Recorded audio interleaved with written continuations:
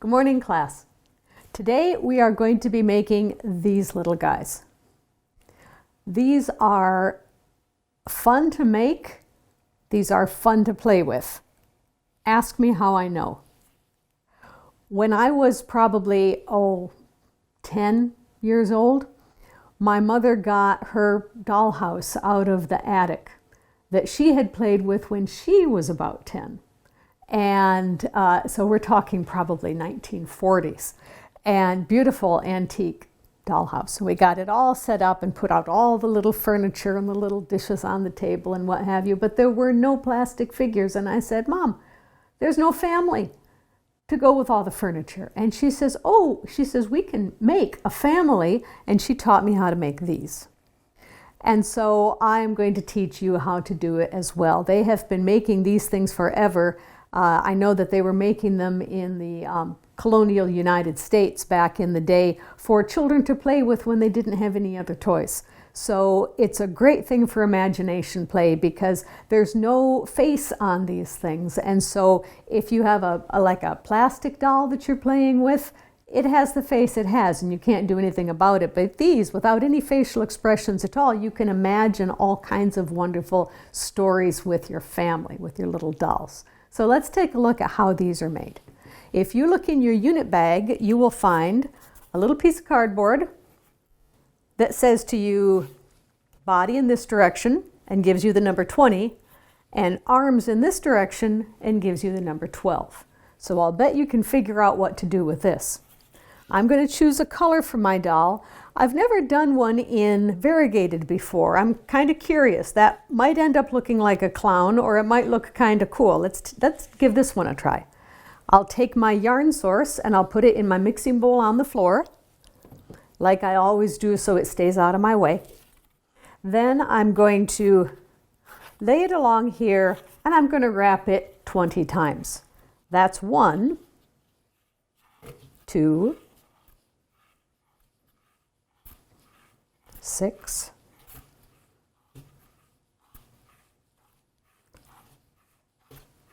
13,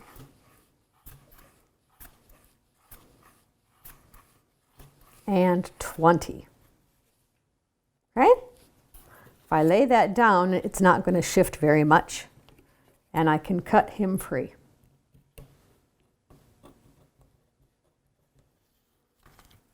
Hopefully you have better scissors than I do.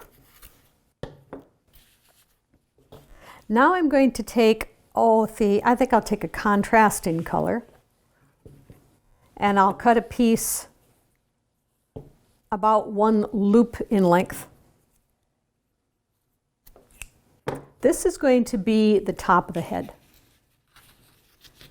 Actually, I didn't need to cut it that long because I remember now, since I'm going to make this into a little lady, she's going to have a bow at the top of her head and it doesn't need to be long. Remember when we talked about knots? The square knot will give me a nice little bow at the top of her head that I can cut a little bit long. So it looks like she's got a bow in her hair.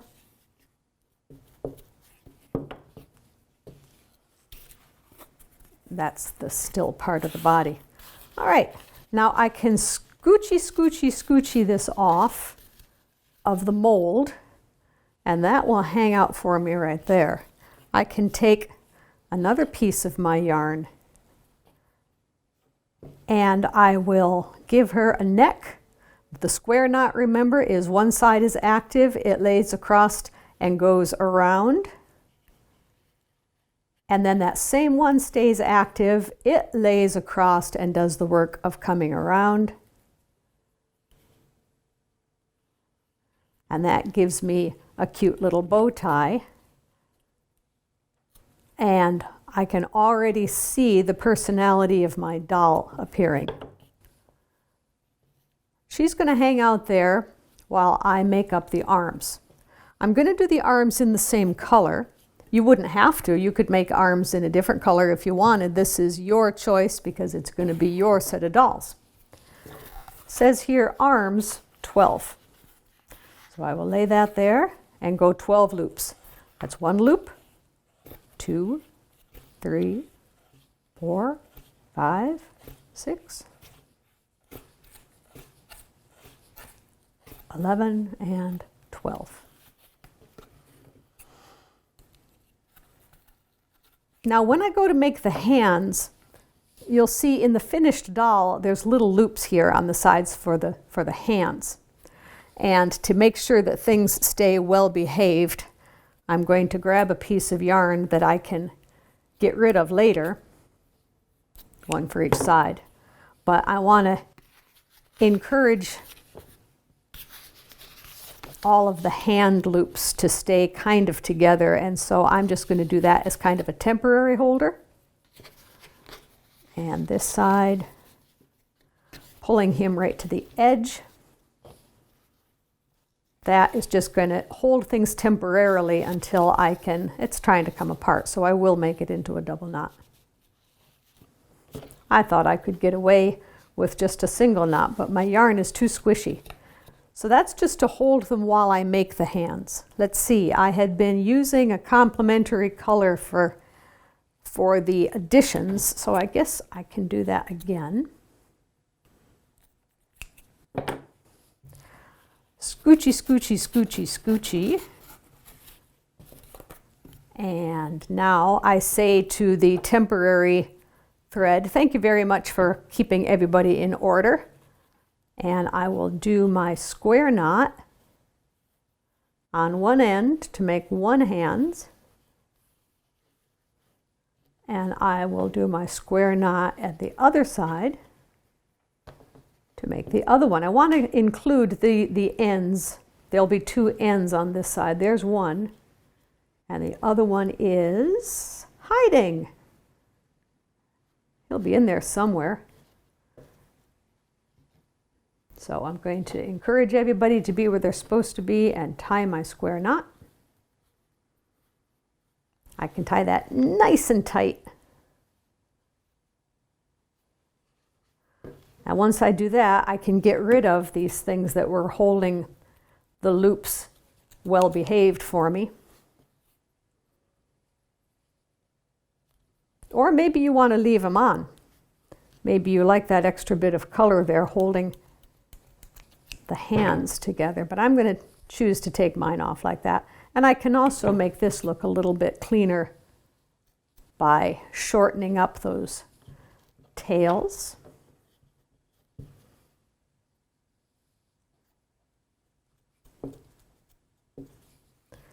And I also see that this guy here, one finger is just a little bit too long, so I'm going to shorten him as well. So those are my hands now. I've got my head and my body here. I can open up the body into some in front and some in back. And I stick the arms right in there. I bet you know what's going to happen now. I'm going to go get some more contrasting yarn. I'm going to make this a little bit longer because this is going to be her belt. And she can have a pretty color of belt. So I can have that one be a little longer.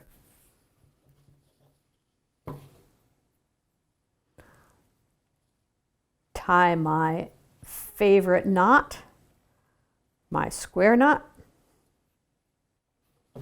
And when I scoochy that up a little bit towards the head, I'm starting to see my doll really start to take shape here. And then those will be, like I said, the belt. Maybe the belt wants to be about that long. I'm going to give this doll a dress by trimming those loops. You want to get every one of the loops. And there is my little doll. Yeah, you know what? She looks a little bit like a Martian with those being quite that long. So I'm going to shorten them down. They don't need to look like antenna. They just want to look like a little hair bow. That's better. And there is my little female doll. So let's take a look at how we would do a little man doll. So now I'm going to make a little doll with legs. That doesn't look too bad with the variegated. It's not too bad of a clown effect. But I think the next one I will do a solid color. And I think I will do blue. Isn't necessarily a boy doll. Could very well be a girl in blue jeans. Don't want to be sexist. So the yarn source goes in the mixing bowl on the floor.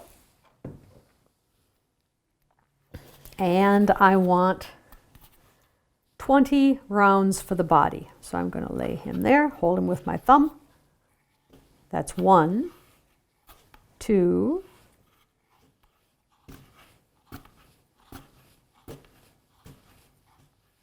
10,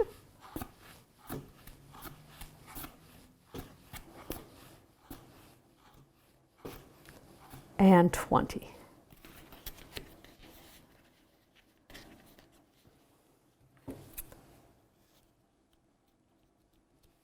Rather than giving my doll a hair bow, I'm going to make this one have a long thing at the top so that we can include the strands going down into the body. Give it a little bit of extra bulk.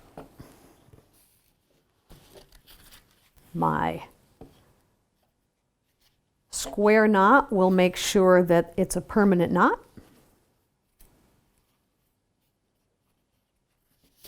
Stay tight. And then one can lay down on one side and one can lay down on the other, and that will just become some more of the body. This is to make the neck. So I will scoochy, scoochy, scoochy the doll off and find just enough to make a nice sized head and do that ever popular square knot again.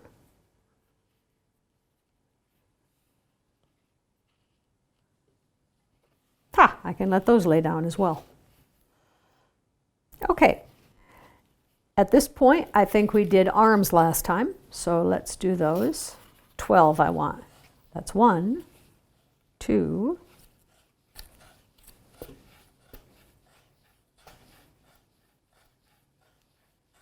12. Remember what we did last time with the 2 temporary pieces just to hold the loops well behaved for us? I can do that with a contrasting color so that I can take it away later easier. Doing it in dusty rows will help me find it later and know what to cut off. This is just a temporary thing to keep the hands all together while I make the wrists. Of course, this one isn't going to hold the free end, but it'll hold all the loops. And get it off the card. I'm going to make his wrists in the same color as the body and the legs. And I'm just hacking off a bit of length, just as much as I know I can get a double knot out of. You can cut any length you'd like, because your double knot may need to be a little bit extra long length, because you haven't been making double knots quite as long as I have. Okay, I do want to cut those off kind of short because I don't want too many extra strands making my doll look messy. Now this hand is going to need, I'm going to have to be careful that the ones that are loose get included. So I'll hold him down with my finger a bit, tell him who's boss. The sound effects help. All right, now I can get rid of a lot of messy stuff. I can get rid of these pink ones because they were just temporary, holding the loops of the hands together while I made the wrist. You can also just cut it. I'm just being fiddly. But then I'm going to cut this extra long finger, because he doesn't need to be there.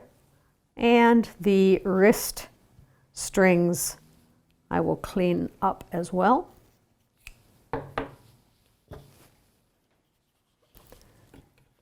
And these I'm just going to cut.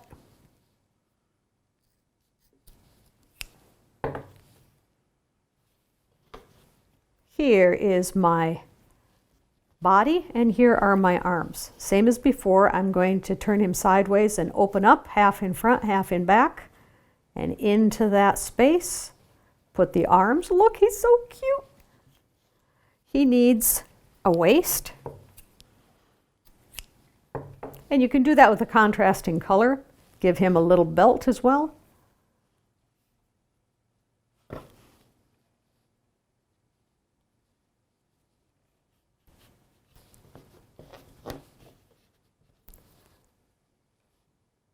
And this belt, instead of having it hang down like some fashion belt, I'm going to make it kind of a short bow tie sort of a thing.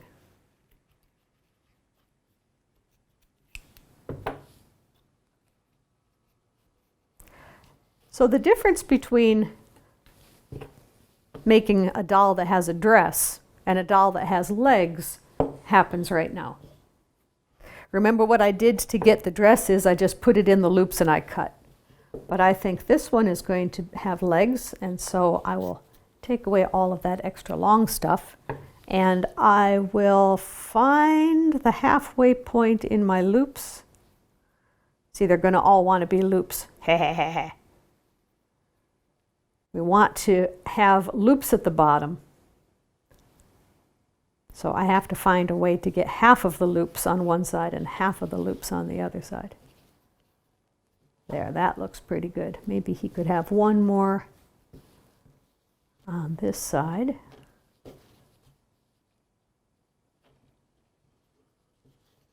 So that it's about half and half.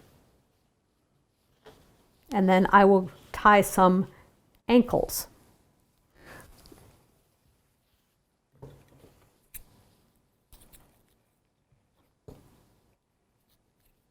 Again, just as much yarn as you need to make it an ankle.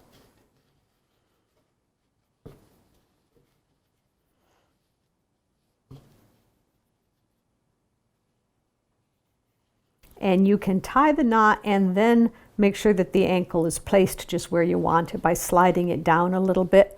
Just grab it with your fingernails and kind of scoochy it closer to the feet.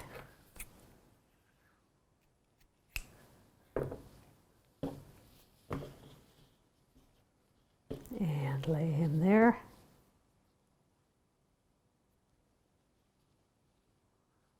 I'll try to aim for where I want it to be because I don't want to have to do a lot of scoochy. But I also don't want it to come off the foot while I'm trying to make the ankle.